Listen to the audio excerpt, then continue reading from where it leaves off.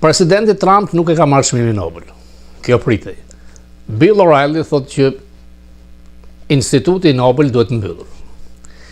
Në fakt nuk ka ndodhur më parë që dikush të bëj lobbying të madh dhe të deklarohet përpara për të marrë çmimin Nobel. Kjo ndodhi me presidentin Trump. Por duhet pranojmë që Trump është nga presidentët që punon më shumë dhe po ecën me një shpejtësi të madhe. Pra, ajo marrëveshje e bërë në Egjipt midis Hamasit dhe Gazës është për të qetësuar situatën dhe potencialisht mund të shkojë drejt paqes. Nuk është e lehtë të arrihet paqja midis dikujt i cilësuar si kriminal për genocid si Netanyahu dhe terroristët e Hamasit. Çmimi është i shtrenjtë. Do të lirohen nga burgjet në Izrael 2500 vet, ndërta 250 të dënuar me burgim përjetshëm terrorist. Personi që organizoi masakrën e 2 vjeteve më parë ka qenë dikush që është liruar nga marrëveshjet e mëparshme. Pra, kjo është diçka që mund të zgjidh atë situatë të keqe.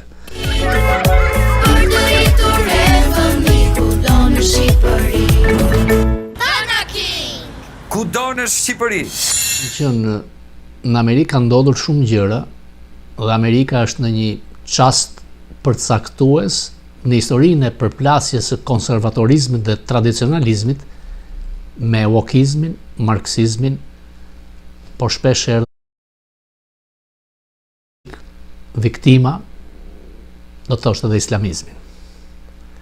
Charles Kirk ishte një djalosh eloquent, genial në debat, dhe më së shumti Trump është fitues pikërisht nga një nismë e tij për të regjistruar në mënyrë masive sa më shumë student amerikan me prirje nga tradita, nga kombi, nga dheu e vendit.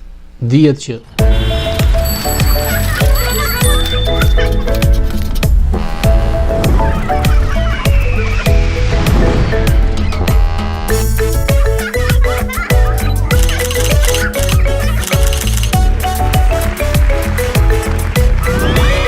hetuesit duhet të kenë fakte dhe ja paraqesin një jurie të madhe. Dhe juria e madhe vendos që a ka case për të shkuar në gjykat apo jo. Nuk është aq e lehtë. Faktet ndaj McGonigal ishin skajore sa juria e madhe dha viston. Dhe në qoftë se kujtoni ato që ju kam thënë, kanë zgjatur hetimet. Pra ka pasur një ide se mund të shpëtonte McGonigal duke shpenzuar për avokat të shtrenjtë, avokat që kanë qenë dikur të zyrës së Rudy Giulianit të madh, dhe gjatë rrugës u bind që faktet ishin tilla që në qoftë se do të kishte gjyq, dënimi ndaj tij do të ishte 25 ose 30 vjet.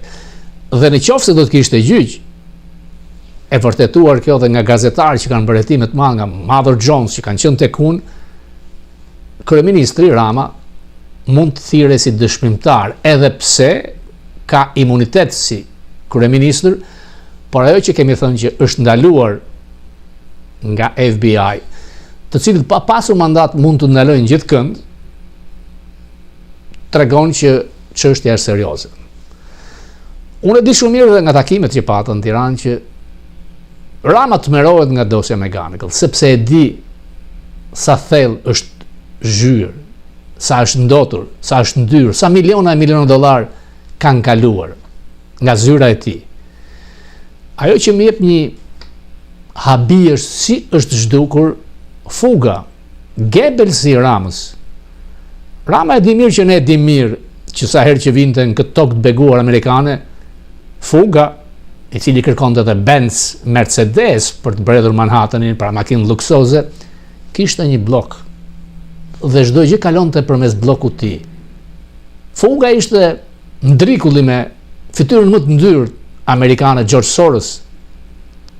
Fuga di shumë herë më tepër se ish zëvendëskryeministri që është në ratin Zvicër, Ahmetaj, i cili mbante çantat me dollar për Ramën sa herë që vinte këtu. ka shumë dëshmimtarë që i dinë. Dhe Rama duhet ta ketë mësuar se sa herë që në këtë vend, në New York, vjen një me pasaport diplomatike, FBI e ka përsipër.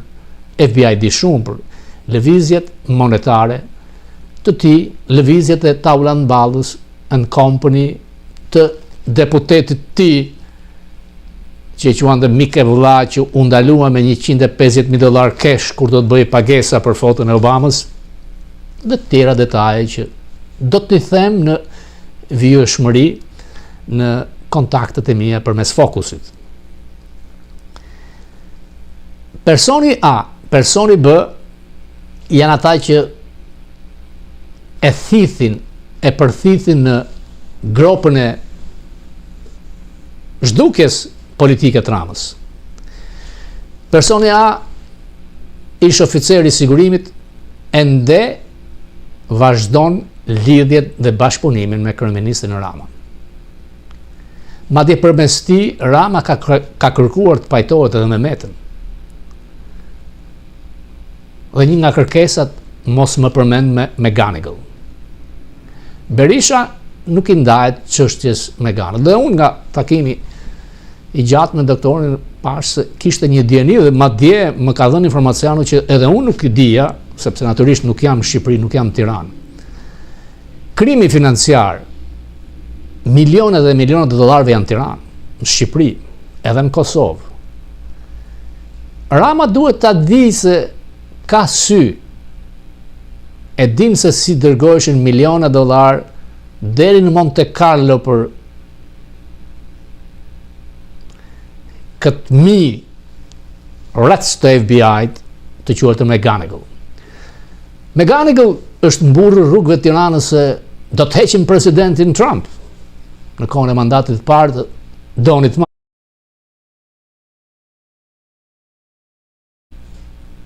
Kanë rrisur rihetimet, është marrë të paktën nga informacionet që kam 3 herë në intervista në qeli. Në drejtësi, jo vetëm në Amerikë, por dhe në Shqipëri, nuk mund të dënohesh 2 herë për të njëjtin krim. Pra mund të tallen me këtë zgjidhje. Pra kaq ignorant të paditur të jenë shqiptarët dhe qeveria tyre që sa ti besojnë inteligjencës artificiale diçka të tillë. Diçka që nuk kalon, nuk ka se si të emrosh ministre për inteligjencën artificiale një figurinë. Kur ti nuk ke 24 orë ujë, kur ti në shkolla je ende me shkumës me drasa të zeza. Kur i nden në Tiranë vjen re keqe nga papastërtitë sepse ujërat e zeza derdhen mes qytetit. Kjo e rendotur është edhe poshtë në miliona dollar ku me të vërtet plazhet janë spektakolare të bukura. Por shërbimi nuk është perëndimor. Kur vinden miliarda dollar, nuk ka delza hëna Jupiter e Saturn të shpëtoj liderin global, të çmendrin global, të smurin e Ballkanit, vllajën e Vučić. Sepse njerëzit afërti e dinë, e ndjejnë. Njëri që një të natës del, ikën nga shtëpia aty pa ditur se ku, ka një barë të madhe. Dhe ftoja ka nisur ai dimri vetmis madhe me Amerikën. Në 4 korrik nuk bën pjesë tek ceremonia festës të ambasadës amerikane. Mund të spekulosh që nuk e ftuan, apo ky kërkon të tregojë ka shëllik. Vjen anija luftarake amerikane, ftojnë Begajn e Joramën, të njëjtën gjë dikur e kanë bërë Metës. Nuk ka një status për 11 shtatorin. Dhe në fjalimet e tij për politikën e jashtme, pro BE-s dhe me kunja ndaj Amerikës për zgjidhjet e situatave botërore. Ai mund mendoj se ka peshkuar Kushnerin, i cili ka pasur lidhje biznesi me vajzën e përshtirë, djalë vajzën Soros të George Sorosit. Nuk mund ta blesh donin e madh. Qoftë duke falur Sazanin, duke vjedhur Karaburunin, Zvërnecin, Surrelin, Thethin, Valbonën. Ka një fund. Dhe fakti që vetë të majtët e ndershëm nuk e duan tregon shumë. Ti mund të vishesh si Karagjoz, mund vendosur syze si modelist, si njerëz të transgendera, geja, ku të di si ta quaj, por përsëri edhe pse ke një sistem patronazhistës që vjedh zgjedhjet në mënyra skajore, ka një fund. Unë e di që ideja jote është që të ndryshosh kushtetutën, të heqish begën, të jesh vetë president. Kujton ti se nuk ishte ëndra tilla Ramizalia, Palimiska, Dil Çaçani, Kurani Saj, sepse ti asaj partie i takon. Tani ka ndodhur diçka. Do të mundohem që të kem përmes Bill O'Reillyt, por edhe me ambasadorin Bolton, i cili më përgjigjet, ç'po ndodh me Kosovën. A vjen kjo mbas bisedave në Alaska? A është thjesht një përplasje me Kurtin? Por unë e dhash këmbanën në alarmit, kur ministri i jashtëm erdhi dhe u prit nga rrubja, mua më dha shije të keqe. Doja të vinte ministri im shqiptar, ose ai i shqiptarëve të Kosovës. Dhe në takim Rubio tha që po para përgatitet platforma e një partneri strategjik. Pra në qoftë se ti je partner strategjik me Serbinë, nuk mund të jesh dhe me Kosovën. Nuk ka asgjë për partneritetin strategjik me Shqipërinë. Hamendjet janë që mund të bëhet në ngrata Kurti, e kjo shkon dhe tek Rama. Në seancën e OKB-s, unë e di se do të vi Begaj. Mashtrimi dhe justifikimi që një vit vjen njëri, një vit tjetri, unë nuk e blej, sepse ka qenë një vit që kanë qenë të dy.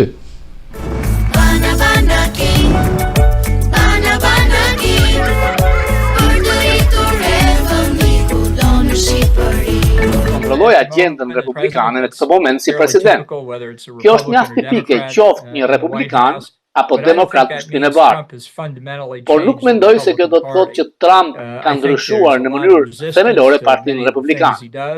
Mendoj se ka shumë rezistencë ndaj shumë gjërave prej tij që ai bën.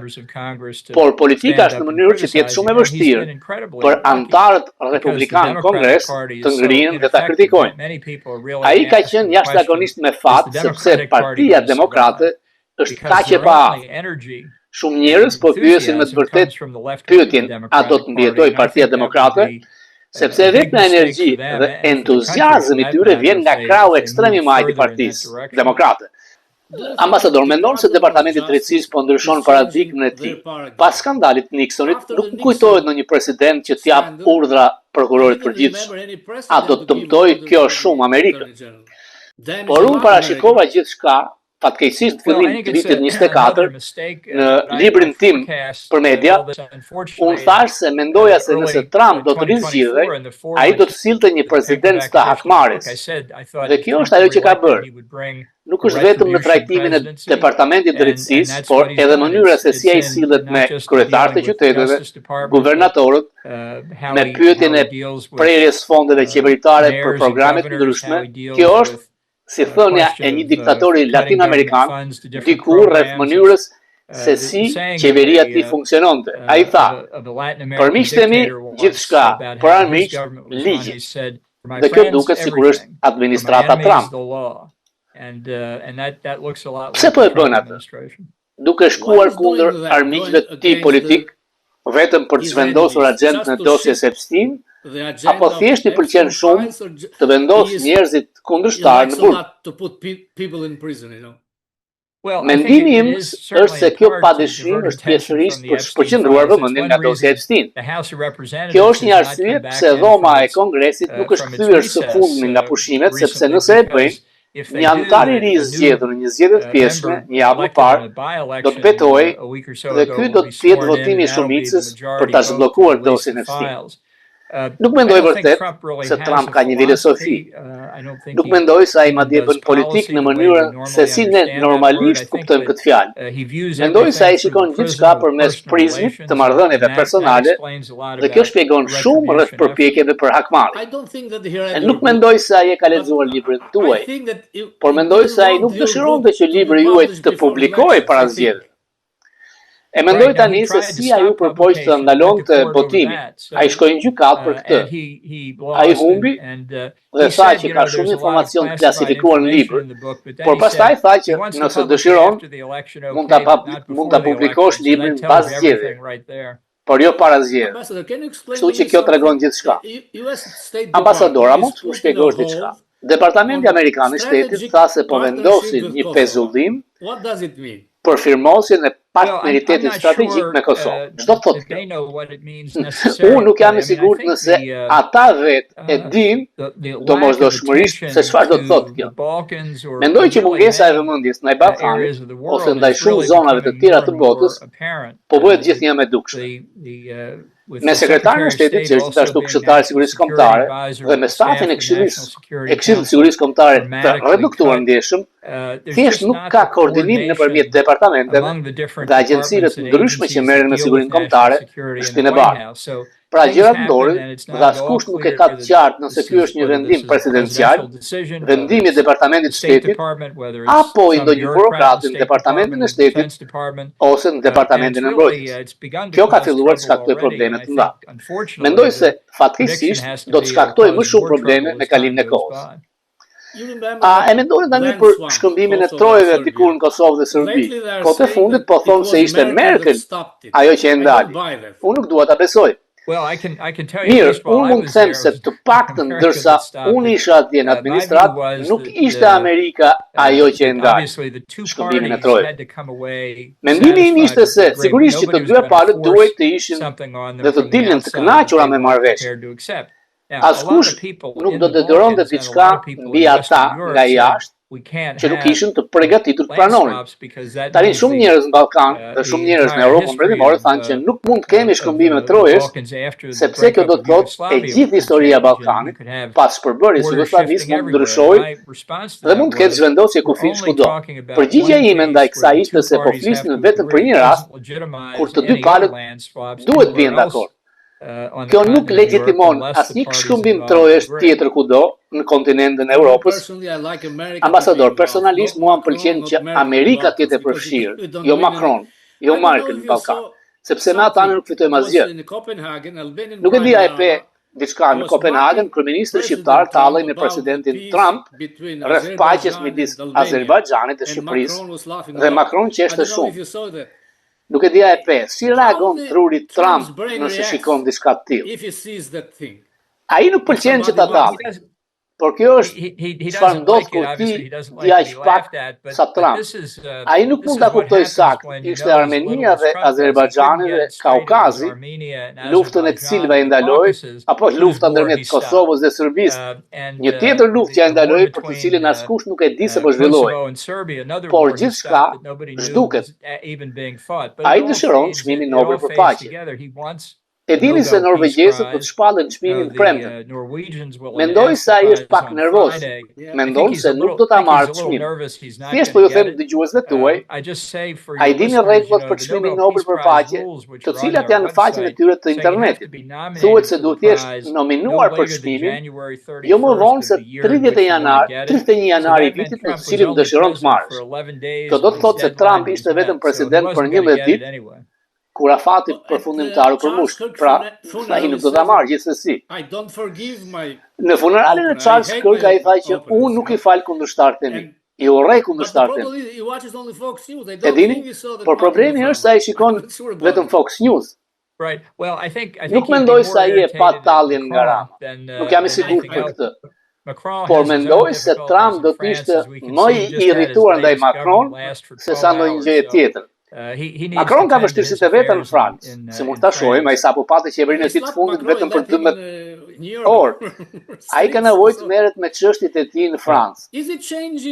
Pa e goditi Macron, e lan rrugët e New Yorkut të famë. Po, a ndryshon politika ndaj Ukrainës sepse tani ai po thotë se Ukraina mund fitojë, apo kjo është thjesht një retorikë? Po, mendoj se ajo që Trump po përpiqet vërtet që të bëjë është të tërhiqet nga përfshirja e tij në Ukrainë. Ai tha gjatë fushatës se do të bënte paqe midis Rusisë dhe Ukrainës brenda 24 orësh. Askush nuk e besoi. Por tani kanë kaluar mbi 8 muaj, nuk ka patur asnjë sukses. Pra mendoj se ajo që ai po thotë vërtet është fat në var për të dyja palët. Unë do të shkoj të bëj diçka tjetër. Tani ai tha disa gjëra që ishin dobishme në lidhje me ndihmën ushtarake të vazhdueshme. Dofta ndihmë ushtarake shtesë përmes anëtarëve të NATO-s për Ukrainën. Shpresoj që të vazhdojë. Mendoj se mund të ketë kritike për Ukrainën që mund të ruajë pozicionet. Ambasador, a mendon se de facto sekretari i shtetit është Witkoff dhe jo Rubio? Çfarë mendon për Dick Grenell? A është ai përfshirë në oborin e Trump? Apo vetëm luan pazarën me shqiptarët e serbët? Unë mendoj se shumë njerëz po përpiqen të tërheqin vëmendjen e Trump. Ka fjalë se Witkoff do të lërë rolin e tij jo formal në fund të këtij viti. Kështu që ndoshta Rubio do të lejohet të jetë sekretar shteti. Por unë vërej se gjatë negociatave në Kairo për hipjen e Gazës, që po ndodhin tani, Witkoff është i shoqëruar nga Jared Kushner, kështu që ndoshta Jared do të kthehet në administrat pas largimit të Witkoff. Kush e di? A është kjo një shenjë e mirë apo e keqe? Unë mendoj se është e keqe. Më kuptoni, mendoj se problemi shumë amerikan. Duket se Witkoff dhe i biri Trump po bëjnë biznes, ndërsa Witkoff është në rajon. Familja Trump po bën shumë biznes në rajon. Të gjitha këto duke kryer supozuar politikat e qeverisë amerikane. Dhe dallimi midis aktivitetit tyre privat dhe aktivitetit publik është shuar. Kjo nuk është gjë e mirë.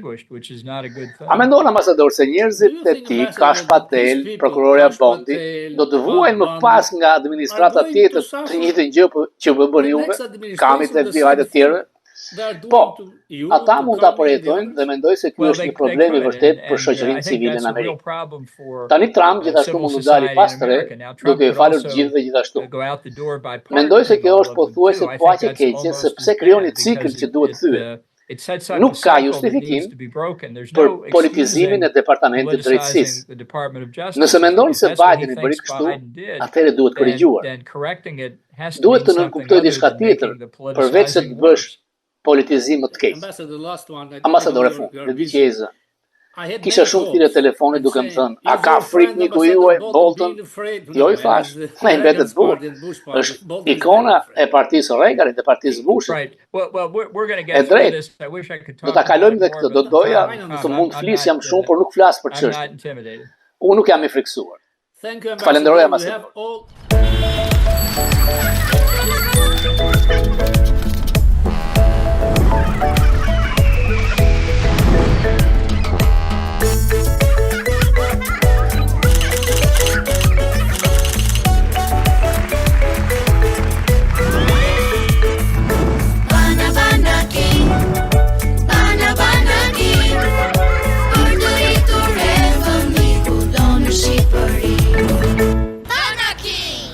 Kudo në Shqipëri.